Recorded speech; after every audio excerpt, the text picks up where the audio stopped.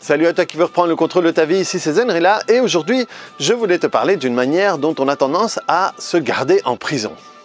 Qu'est-ce que je veux dire par là? Il arrive parfois qu'on va être dans des relations amoureuses et ces relations amoureuses, elles ne nous conviennent pas. Et non seulement elles ne nous conviennent pas, mais on va décider d'y rester. En réalité, c'est pas qu'on va décider d'y rester, c'est qu'on va pas oser en sortir.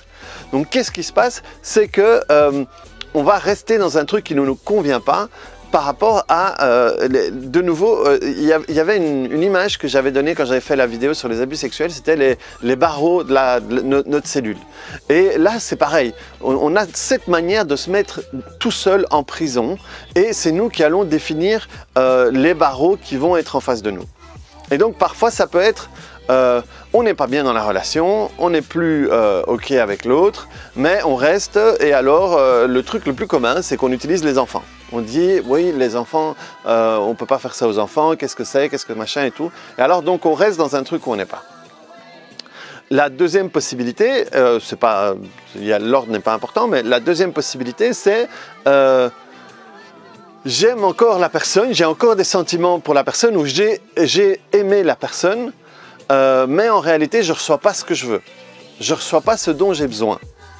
Et alors, on est là entre je ne suis pas bien, mais j'aime quand même bien la personne, etc. etc.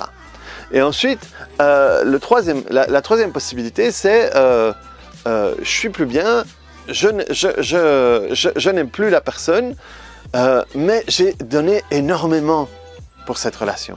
Je me suis battu pour que ça marche. Et j'ai vraiment mis toute mon énergie.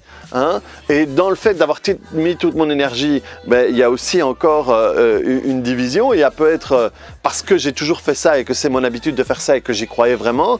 Ou alors, ça a commencé à merder parce que moi j'ai fait une connerie. Et alors, comme je veux récupérer le coup parce que je me sens coupable et je me suis battu pour récupérer. Et ce qui se passe, c'est que...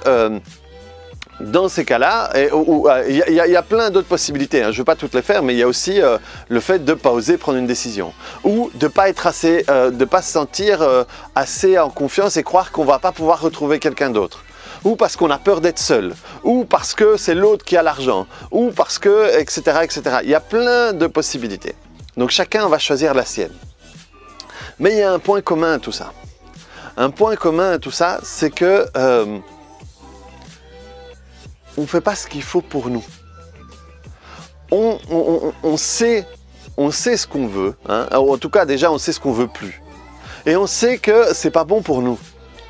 On sait qu'on n'est plus bien là-dedans. Et pourtant, on n'ose pas faire le pas. Comme je vous ai dit, il y a plusieurs manières. On n'ose pas parce qu'on a beaucoup travaillé, parce que l'autre a l'argent, parce qu'on a peur de ne pas retrouver quelqu'un, etc., etc. Mais de nouveau, ces peurs-là, comme je vous l'ai répété plusieurs fois dans les vidéos, elles sont basées sur des fantasmes. Alors des fantasmes, qu'est-ce que je veux dire par les fantasmes? Ça veut dire que c'est quelque chose qu'on a imaginé sur comment le futur va se passer. Et faites un peu un bilan de votre vie et rendez-vous compte qu'à chaque fois que vous avez imaginé comment le futur allait se passer, eh bien, c'est très rare quand c'était exactement comme ça. La plupart du temps, c'était un peu différent, beaucoup différent ou complètement différemment. Et donc, on va utiliser notre imagination à mauvais escient et on va se créer un fantasme de soi tout seul et de ne pas pouvoir trouver quelqu'un ou d'avoir fait peur de prendre la mauvaise décision, de se tromper. Hein? Et si dans le futur, je me rends compte que finalement c'était lui ou c'était elle le bon et que etc. etc. etc. Et oui, ou alors je ne vais pas m'en sortir parce que j'aurai pas assez d'argent et alors je me projette dans une situation où je ne suis pas capable de ci et ça et je crée une identité, je crée des croyances par rapport au fait que je ne suis pas capable de m'en sortir. Et il y a aussi, quand je vous disais, dans le cas où on a tellement travaillé pour ça, j'ai tellement travaillé pour lui, j'ai tellement travaillé pour elle, je ne veux pas que quelqu'un d'autre en profite. Et donc, on utilise ce faux futur, hein, cet épouvantail qu'on a créé c'est pour ça moi j'appelle ça des fantasmes, pour nous empêcher de prendre la décision qu'on sait qu'on doit prendre. Dans le fond de nous, on sait qu'on doit la prendre parce qu'on y a pensé plein de temps, parce qu'on y a énormément de temps et on est tout le temps occupé à poser les pour, les contre et ça s'énerve. Et chaque fois qu'on se fâche ou chaque fois que l'autre dit quelque chose qui ne nous plaît pas, on est là, ouais, ben, nan. Bref, on bouffe de la merde et à cause de ça, ça nous empêche de prendre des actions. Et il y a quelque chose que je répète souvent aux personnes qui viennent me voir et qui ont des doutes parce qu'il y a des enfants et tout ça. Je dis que honnêtement, ce n'est que mon avis et ce n'est qu'un avis personnel, ce n'est absolument pas l'avis des techniques ou la vérité absolue. C'est que moi je pense que des enfants vont être plus heureux d'avoir des parents qui sont bien séparés que des parents qui sont mal ensemble. Et je pense que d'une certaine manière, de nouveau, on utilise les enfants. Ça veut dire que on se met à la place de l'enfant dans le futur avec ses parents séparés et malheureux. Et donc, on fantasme. Et alors, on utilise des gens qu'on a vus malheureux, etc. etc.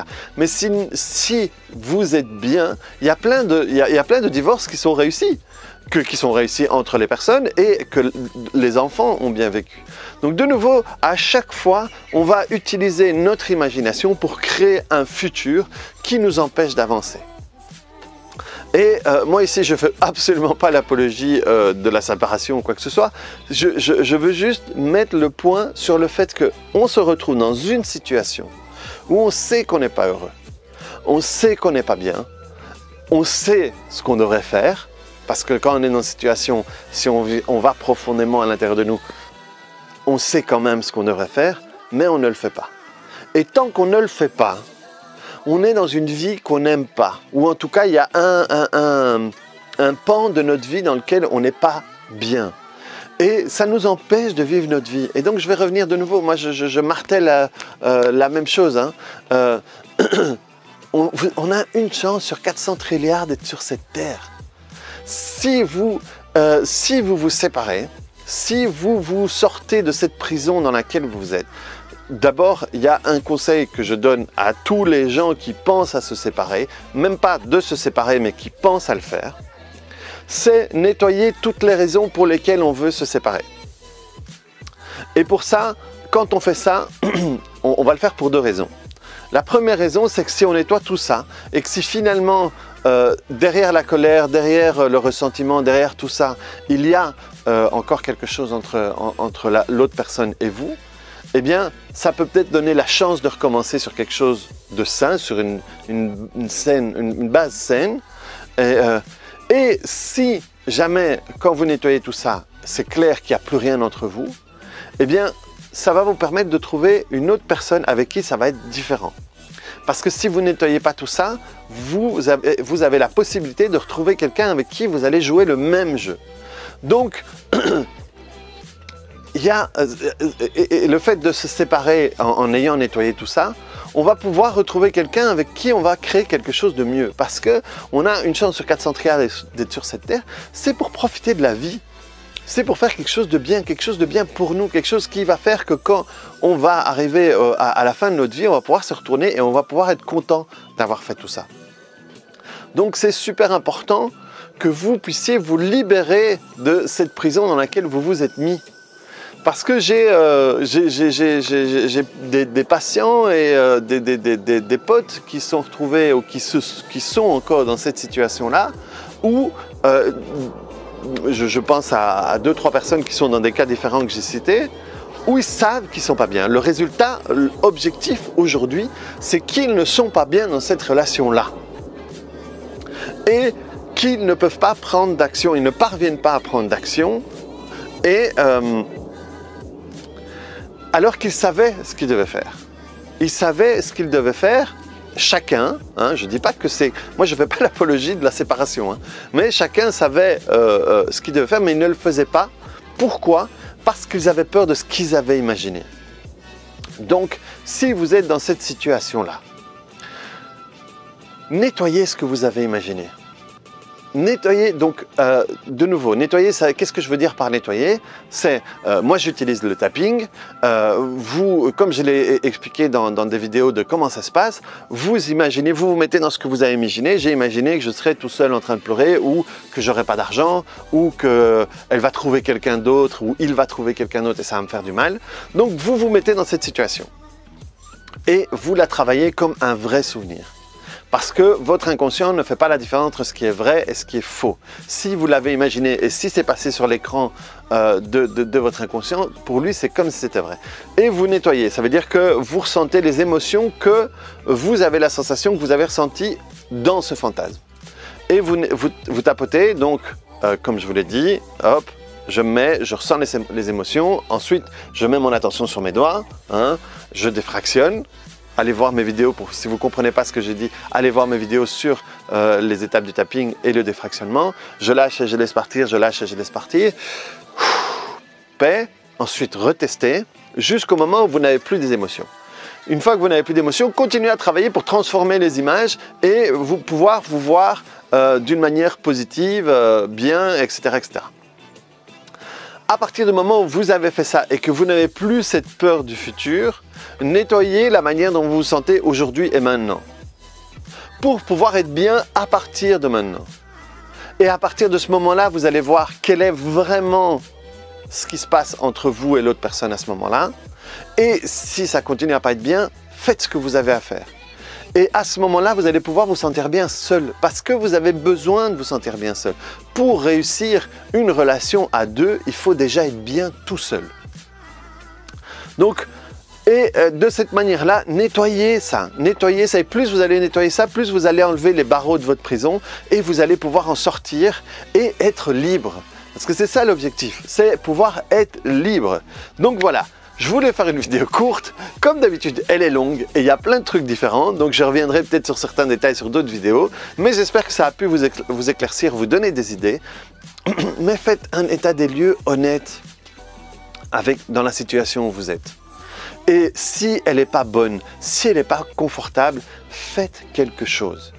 Faites quelque chose pour la changer. Et si vous voulez faire quelque chose pour la changer, ne pensez pas à changer l'autre. Ne vous dites pas que c'est l'autre qui doit changer. Parce que si vous dites que c'est l'autre qui doit changer, à ce moment-là, vous êtes dans la position de victime. Changez vous, la manière dont vous vous sentez vous. Et à partir de ce moment-là, où vous êtes vraiment bien avec la manière dont vous vous sentez, vous allez vous voir si la relation avec l'autre vaut la peine de continuer ou pas. Et si elle ne vaut pas la peine, allez de l'avant. Et vous allez voir que si vous avez nettoyé tout ça et que vous faites le pas d'ici quelques mois, vous allez vous rendre compte que c'est la bonne décision parce que vous allez pouvoir vous retrouver vous et peut-être qui sait trouver quelqu'un d'autre qui va pouvoir, avec qui vous allez pouvoir partager quelque chose qui sera plus écologique et plus positif pour vous. Voilà. Reprenez le contrôle de votre vie par rapport à ça, par rapport aux vieilles relations, par rapport aux relations qui ne marchent pas, parce que vous n'avez qu'une vie, il faut en profiter. Donc voilà, reprenez le contrôle de là-dessus, mettez-moi un pouce en l'air en bas de cette vidéo s'il y a quelque chose qui vous a parlé pour vous ou pour quelqu'un que vous connaissez, ça vous prend 2 minutes, même pas, ça vous prend 2 secondes et ça permettra à cette vidéo d'être vue par d'autres personnes et ça pourra peut-être aider. Si vous connaissez quelqu'un, transférez la vidéo et abonnez-vous à ma chaîne. Donc ça doit être par là. Allez, à plus, ciao!